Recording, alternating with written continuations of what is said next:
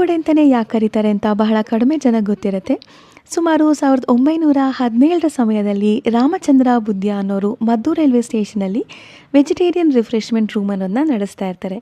ಅಲ್ಲಿ ಅವರು ಇಡ್ಲಿ, ವಡೆ ಮತ್ತು ಪಕೋಡಗಳನ್ನ ಟ್ರೈನ್ ಪ್ಯಾಸೆಂಜರ್ಸ್ಗೆ ಕೇಟ್ರಿಂಗ್ ಮಾಡ್ತಾ ಇರ್ತಾರೆ. ಅವರು ಆಕಸ್ಮಿಕವಾಗಿ ಕಂಡುಹಿಡಿದ ವಡೆನೇ ಈ ಮದ್ದೂರು ವಡೆ.